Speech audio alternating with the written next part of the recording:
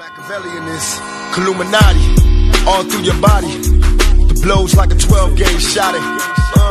Feel me? And God said He should send His one begotten Son to lead the wild into the ways of the man. Follow me. Yo les postos, c'est Sacha, bienvenue dans cette nouvelle vidéo Mercato. Sadio Mané au Real Madrid, le geste de Liverpool qui crée le doute. Depuis plus d'un an, la presse espagnole annonce avec insistance Sadio Mané au Real Madrid. D'après les médias comme Marca ou AS, Zinedine Zidane apprécierait beaucoup son profil. En effet, l'entraîneur du Real Madrid est fan des capacités offensives du Sénégalais, tout comme sa proportion à faire d'énormes sacrifices pour aider l'équipe défensivement. Ainsi, l'été prochain, il se pourrait que les merengues lancent des offres sérieuses pour recruter le Ballon d'Or africain 2019. Bien qu'ils voudraient le garder, les dirigeants des Reds de Liverpool auraient quelques doutes sur leur possibilité de le retenir si une belle offre arrivait sur la table. D'après Don Balon, l'équipe de Jürgen Klopp envisage de Timo Werner, attaquant du Red Bull Leipzig, souvent positionné en pointe. L'Allemand peut également jouer sur un couloir. Donc, de plus, selon les informations du Guardian, Liverpool serait très intéressé par le joueur du Bayer Leverkusen, Kai Havertz. Le quotidien anglais avance que Klopp a déjà évoqué ce dossier avec les dirigeants de Liverpool, ceci en dépit du prix élevé du natif d'Aix-la-Chapelle, 100 millions d'euros. Oui, 100 millions d'euros, c'est la somme que réclame Leipzig pour laisser partir son attaquant allemand, mais avec la somme que devrait apporter le Real Madrid à Liverpool, il n'y aurait aucun mal à faire l'attaquant du Red Bull Leipzig, puisque Liverpool demande minimum 125 à 135 millions d'euros pour que Sadio Mané puisse faire ses valises. On passe à son compatriote sénégalais Khalid. La récente crise institutionnelle qu'a vécu le Napoli et les prestations décevantes du club ces derniers temps conduiront certainement au départ de certains joueurs à la fin de la saison.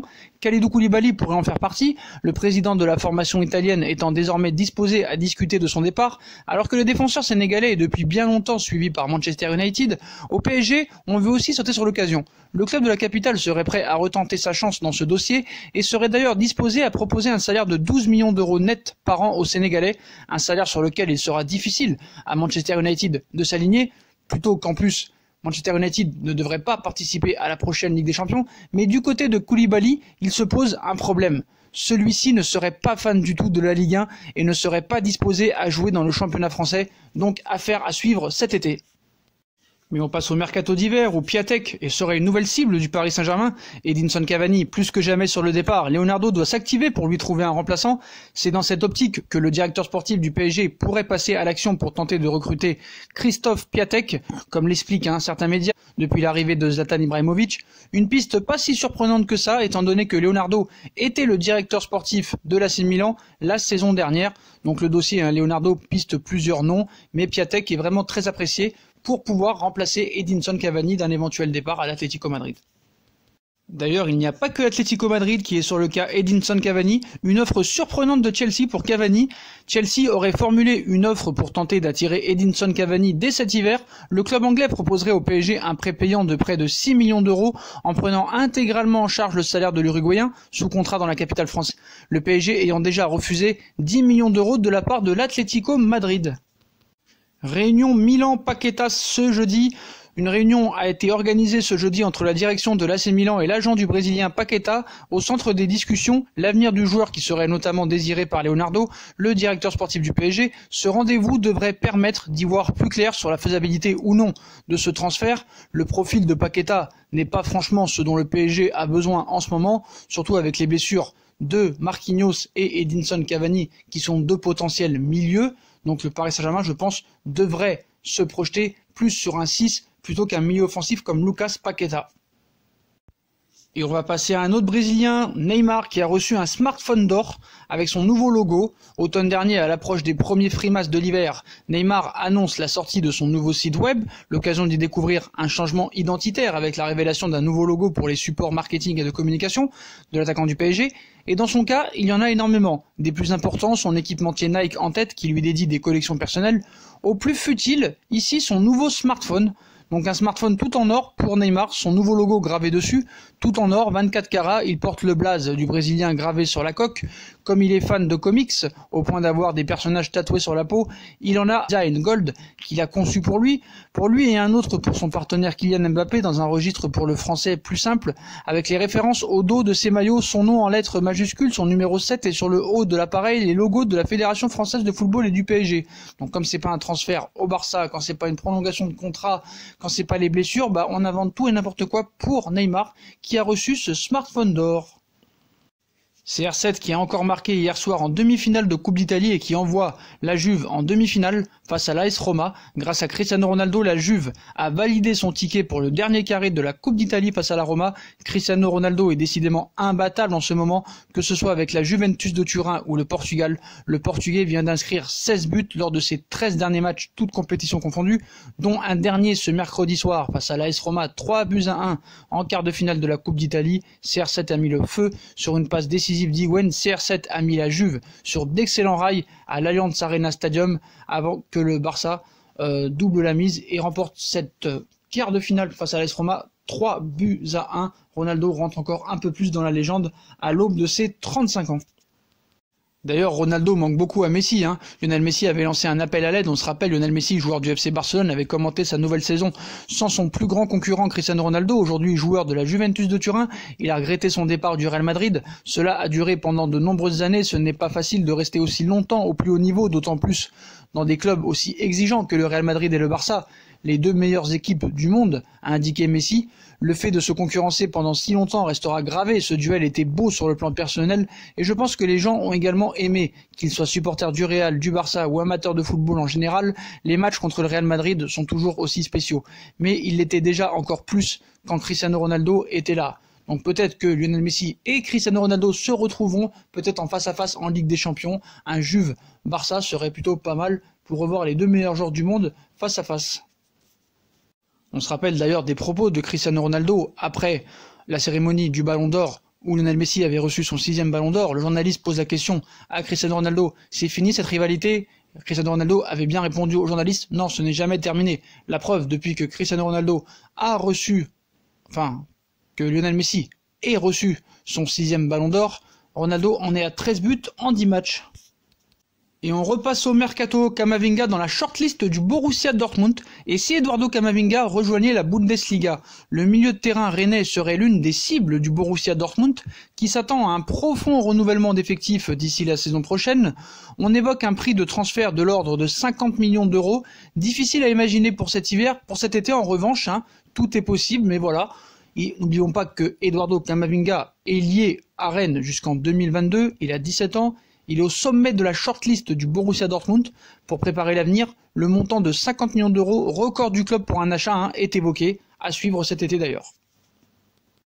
Toujours en Bundesliga, le Bayern de Munich n'est pas convaincu par Coutinho. Prêté l'été dernier pour 1 an avec une option d'achat à 120 millions d'euros, Philippe Coutinho ne devrait pas poursuivre son aventure au Bayern de Munich. Le club allemand n'envisagerait pas de le conserver compte tenu de son niveau d'ensemble affiché depuis son arrivée en Bavière. À ce prix-là, personne ne le recrutera. Son indemnité risque d'être considérablement revue à la baisse, donc mauvaise nouvelle pour le FC Barcelone qui voulait soi-disant avoir cette somme d'argent, ces 120 millions d'euros, pour avoir un attaquant et peut-être avoir Neymar, ce sera dans leur rêve.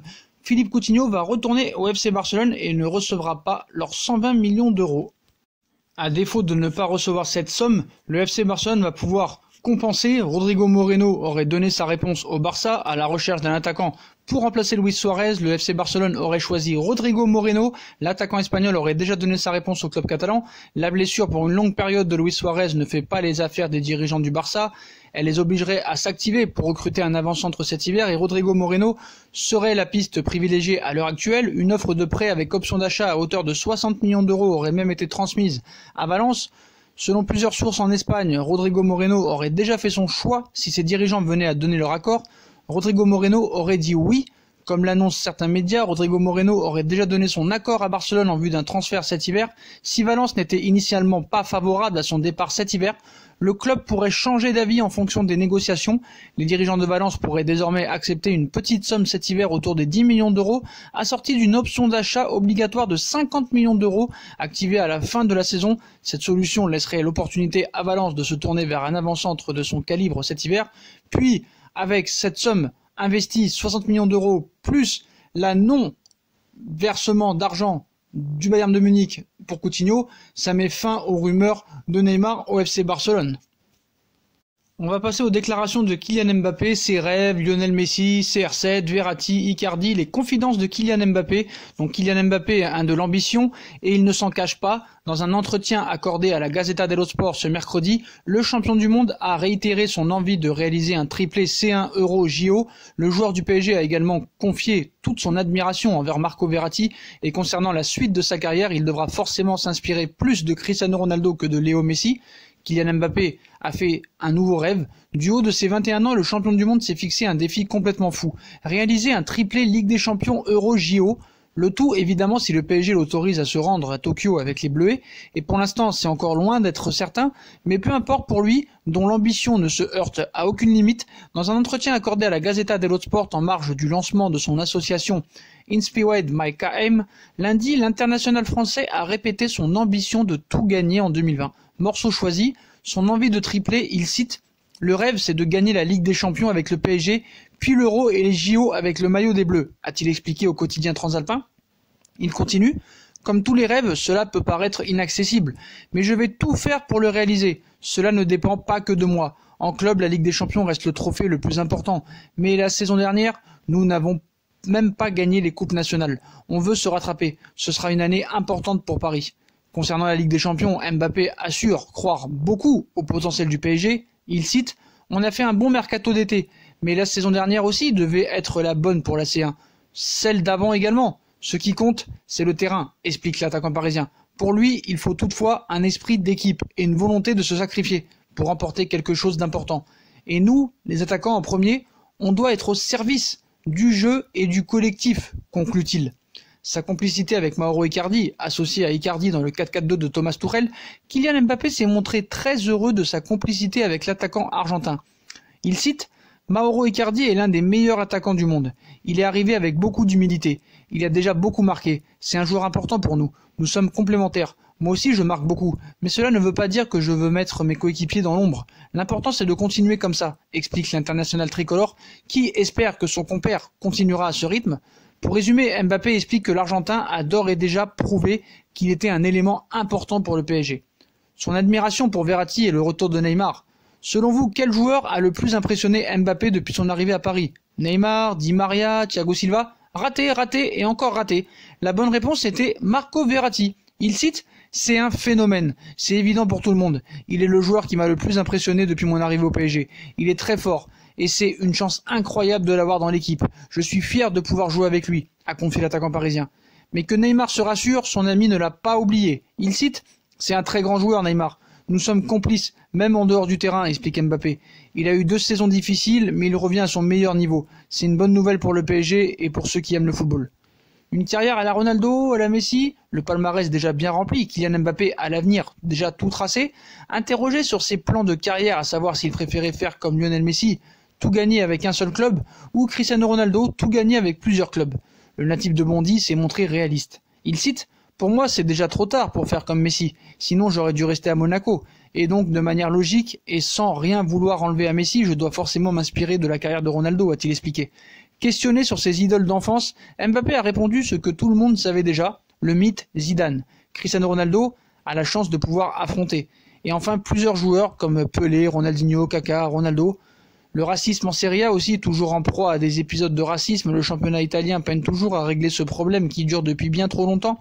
Un véritable gâchis pour l'attaquant français qui estime que l'Italie est un pays formidable.